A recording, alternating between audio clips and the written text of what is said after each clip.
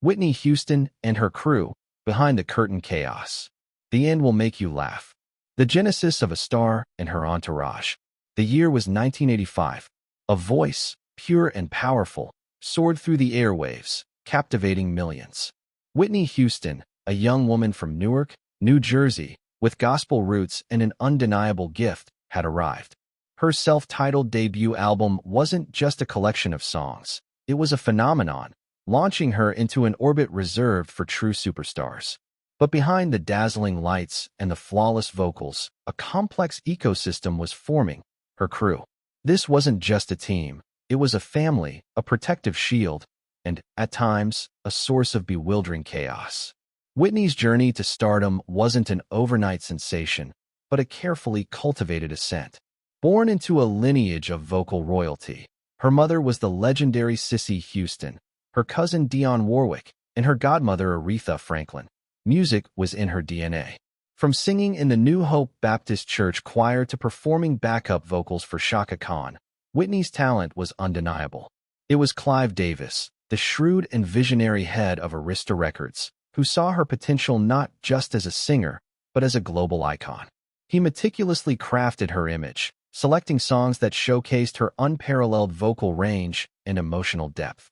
As Whitney's star began its meteoric rise, so too did the need for an inner circle, a trusted few who would navigate the treacherous waters of fame alongside her. At the core of this nascent empire were figures who had known her long before the stadiums and the Grammys. Her mother, Cissy Houston, was an ever-present force, not just as a vocal coach, but as a moral compass, a grounding influence in a world designed to disorient. Cissy's presence was both a blessing and, occasionally, a source of friction, her protective instincts often clashing with the demands of the music industry. Then there was John Houston, Whitney's father, who took on the role of her manager. A former entertainment executive himself, John brought a business acumen to the table, but his relationship with Cissy was often strained, and his management style would later become a point of contention. He was fiercely protective of his daughter's financial interests, sometimes to a fault, leading to clashes with record executives and even other family members. Perhaps the most pivotal figure in Whitney's early entourage, beyond her immediate family, was Robin Crawford. Robin was more than just an assistant.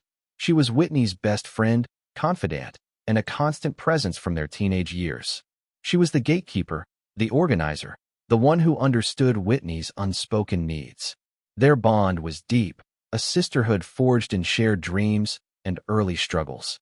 Robin's loyalty was unwavering, but her proximity to Whitney also placed her in a unique and often challenging position within the burgeoning crew. She was the one who often had to deliver difficult news, mediate disputes, and shield Whitney from the relentless pressures of her new life. Beyond this core trio, the crew expanded rapidly. There were security personnel, tasked with protecting the most famous woman in the world, stylists who curated her iconic looks, publicists who managed her image, and a rotating cast of personal assistants, choreographers, and musicians. Each played a vital role, contributing to the seamless machine that was Whitney Houston. However, even in these early, triumphant years, the seeds of chaos were being sown. The sheer speed of Whitney's ascent meant that personal relationships often blurred with professional responsibilities. Decisions about her career, finances, and even her personal life were made within a tight-knit group, many of whom had deep emotional ties to her. This created a unique dynamic where professional boundaries were often fluid, leading to conflicting advice, unspoken resentments, and a constant undercurrent of tension. The pressure was immense. Every move, every note, every public appearance was scrutinized. Whitney, still relatively young, was navigating this new reality with a mix of grace and vulnerability. Her crew, while fiercely loyal, was also learning on the job, trying to keep pace with a phenomenon that defied all expectations. The behind-the-scenes chaos wasn't malicious. It was the natural byproduct of a small, intensely loyal group trying to manage an unprecedented level of fame, all while dealing with their own personal dynamics and the immense expectations placed upon them. It was a delicate balance, a high-wire act performed daily, with the world watching. The stage was set, the curtain was rising, and the drama, both on and off, was just beginning. Subscribe to the channel for more behind-the-scenes stories of music legends and the incredible teams that supported them. As Whitney Houston's star continued to ascend, the intricate web of her crew grew more complex, a vibrant tapestry woven with threads of loyalty, ambition, and inevitable friction. Each member, a distinct personality, contributed to the unique ecosystem that surrounded The Voice, and their individual quirks often led to a fascinating, if sometimes tumultuous, dynamic. At the heart of this human constellation was Cissy Houston, Whitney's mother. Cissy was not merely a supportive parent. She was a force of nature, a legendary gospel singer in her own right, and a vocal coach of unparalleled skill. Her influence on Whitney's artistry was profound, shaping her daughter's technique and instilling in her a deep respect for her gift. But Cissy's role extended far beyond vocal training. She was the matriarch, the moral compass, often the stern voice of reason in a world that threatened to sweep Whitney away. Her protective instincts were fierce, bordering on territorial. She often clashed with John Houston, Whitney's father and manager, over financial decisions and career direction, believing he sometimes prioritized business over Whitney's well-being. Cissy also viewed Robin Crawford with a wary eye, concerned about the intensity of their bond and its potential impact on Whitney's public image and personal choices. Her presence was a constant reminder of Whitney's roots, a grounding anchor, but also a source of tension for those who felt her influence was too pervasive. John Houston, Whitney's father, occupied the crucial role of manager.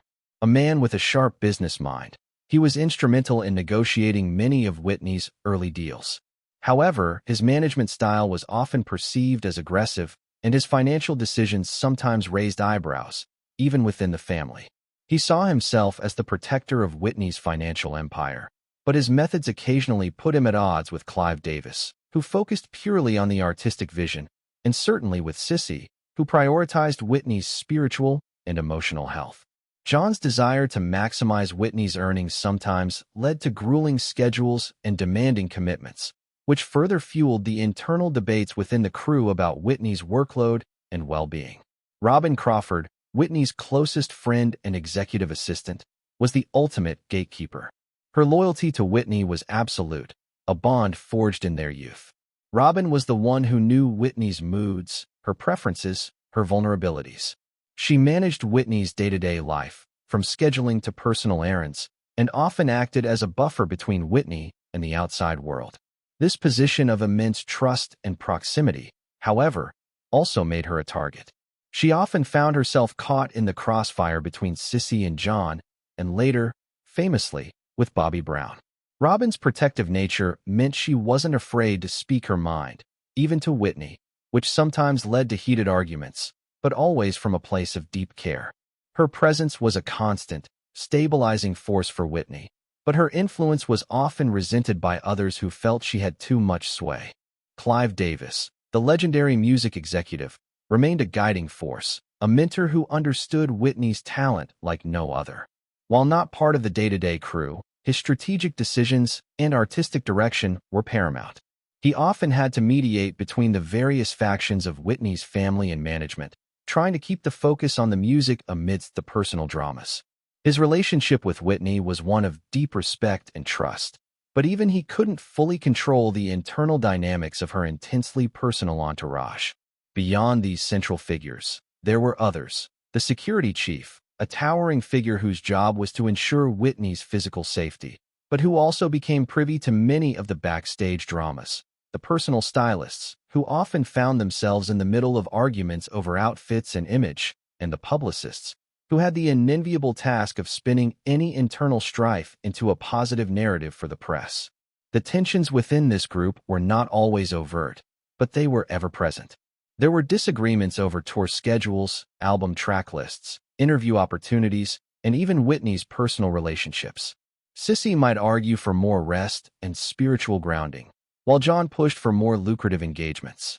Robin might try to shield Whitney from overwhelming demands, only to be overruled by management. These conflicts, while often rooted in genuine concern for Whitney, created an atmosphere of constant negotiation and occasional discord. It was a delicate dance, a constant push and pull, all happening behind the velvet ropes of superstardom.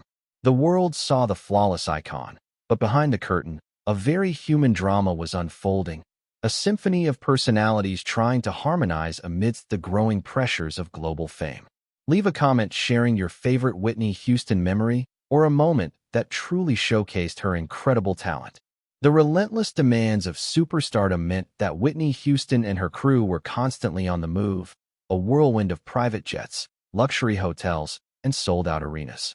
This intense, confined environment, coupled with the high stakes of her career, inevitably led to specific incidents of backstage drama, personal conflicts, and creative disagreements that tested the bonds of her inner circle. One recurring source of tension was the tour bus. These mobile fortresses, meant to provide comfort and privacy, often became pressure cookers. Arguments over everything from the thermostat setting to the choice of music could escalate quickly. Robin Crawford, often the one trying to maintain order, would frequently find herself mediating between a tired Whitney and a demanding John Huston, or trying to diffuse a squabble between security personnel and a disgruntled stylist. There were tales of heated debates over what snacks were allowed on board, with Sissy often advocating for healthier options while Whitney, like any young woman, craved her comfort food. These seemingly trivial disagreements were often symptoms of deeper stresses, the exhaustion and constant scrutiny wearing thin everyone's patience. Dressing rooms, meant to be sanctuaries before a performance, were another common stage for conflict. An outfit might be deemed unsuitable at the last minute, leading to frantic calls to designers and heated exchanges between Whitney, her stylist, and her publicist. Creative disagreements were also common. During album recording sessions, debates over song choices or vocal arrangements could become intense. Whitney, a perfectionist, would sometimes clash with producers or even her own mother over a particular note or phrasing. Sissy, ever the vocal disciplinarian, would push Whitney to deliver her absolute best, sometimes leading to emotional moments where Whitney felt overwhelmed by the pressure to constantly exceed expectations. These were not just professional disagreements. They were often deeply personal, given the familial nature of her team. The pressure of maintaining Whitney's America's sweetheart image was immense, and it often clashed with the internal turmoil brewing within her personal life and her crew. Publicists worked tirelessly to craft a pristine narrative, while behind the scenes, the reality was far more complex. There were instances of missed appointments, late arrivals, or last-minute changes to schedules that sent the crew into a frenzy. Robin, in particular, became adept at damage control, often having to invent plausible excuses or smooth over ruffled feathers with promoters and media. The crew became masters of the public facade, presenting a united front to the world, even as internal tensions simmered. One memorable anecdote involved a major awards show where Whitney was scheduled to perform. Minutes before she was due on stage, a crucial piece of her elaborate costume went missing. Panic erupted. The stylist was in tears, the stage manager was fuming, and Whitney herself was visibly stressed. Robin, with her characteristic calm under pressure, managed to locate the missing item. It had accidentally been packed in a different garment bag by a new assistant. The incident was averted. Whitney went on stage and delivered a flawless performance, but the backstage chaos was a stark reminder of the razor-thin margin for error and the constant scramble to keep the show running smoothly. These incidents, while stressful, also forged a unique camaraderie. The crew, despite their internal squabbles, were united in their mission to support Whitney. They were a family, albeit a dysfunctional one, bound by shared experiences and an unwavering dedication to the woman at the center of it all. The emotional toll on Whitney was undeniable. She was constantly balancing the demands of her career with the complexities of her personal relationships, often feeling caught in the middle of her loved one's disagreements. The public saw the radiant, confident superstar, but behind the curtain, a very human woman was navigating a world of immense pressure, personal conflicts, and the constant, swirling energy of her devoted, yet often chaotic, crew. Like this video to support more content about music legends and the fascinating stories behind their iconic careers. As Whitney Houston reached the zenith of her career in the late 1980s and early 1990s, her fame became an unstoppable force, but it also brought with it new challenges, shifting loyalties, and an undeniable seismic shift within her crew, largely catalyzed by her marriage to Bobby Brown. The dynamics that had once been a delicate balance now became a volatile mix, impacting her performances and personal life in profound ways. Whitney's marriage to Bobby Brown in 1992 was a pivotal moment. Bobby, a charismatic and controversial R&B star in his own right, brought a new energy and often a new level of chaos into Whitney's meticulously managed world. His presence immediately created friction within the existing crew. Cissy Houston, ever protective, viewed Bobby with suspicion, concerned about his reputation and his influence on her daughter. Robin Crawford, Whitney's steadfast confidant, also found herself at odds with Bobby, often clashing over access to Whitney and decisions regarding her schedule and personal life.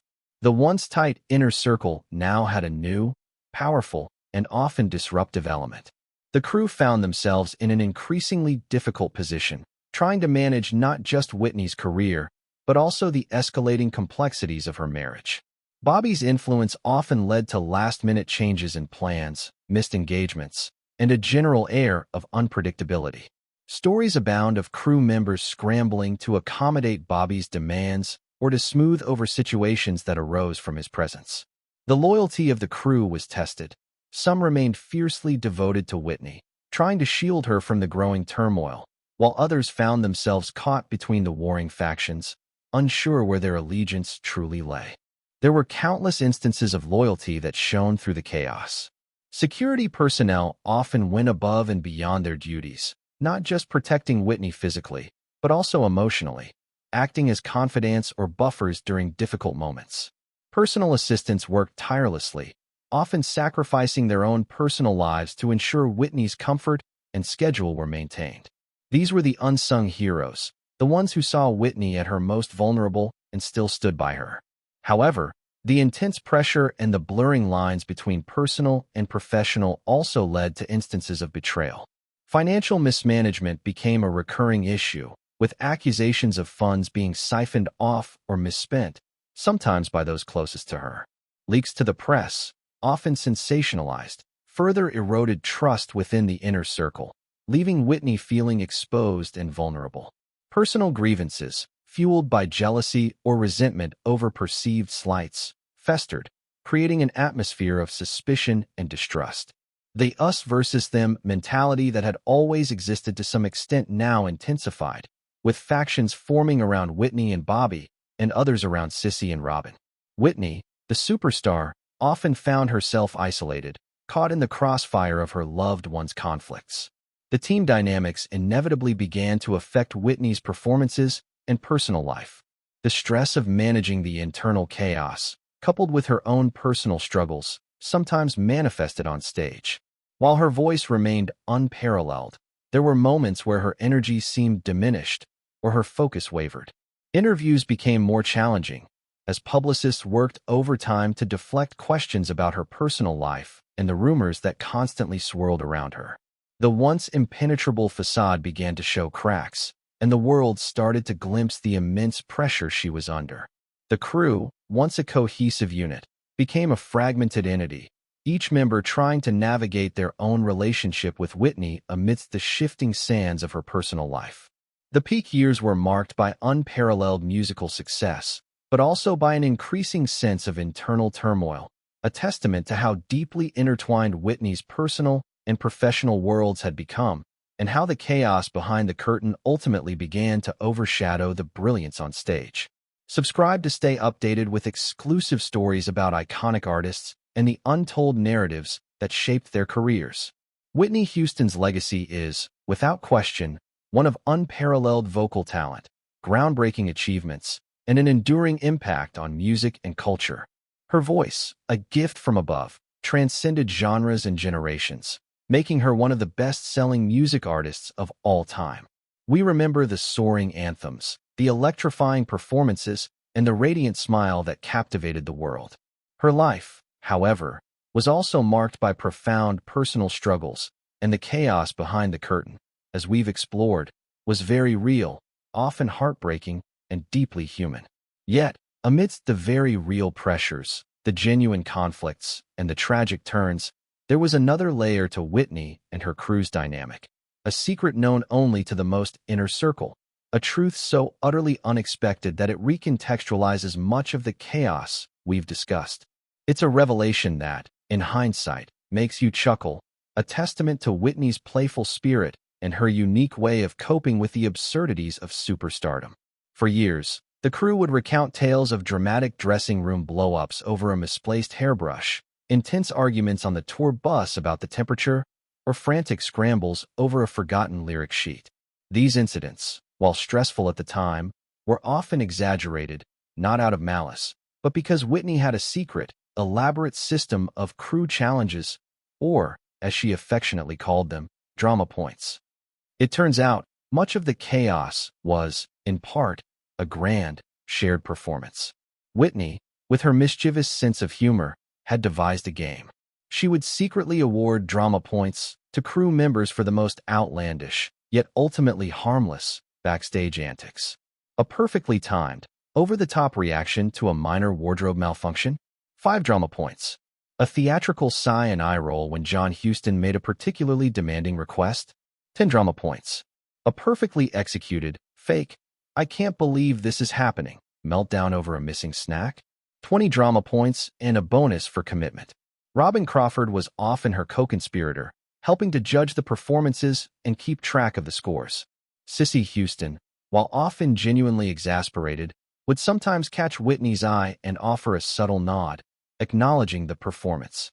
Even Bobby, in his early days, unknowingly contributed to the drama points tally with his unpredictable antics, much to Whitney's secret amusement.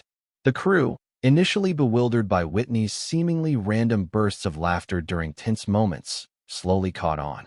They realized that Whitney, overwhelmed by the constant pressure, found a perverse joy in the theatricality of their daily struggles.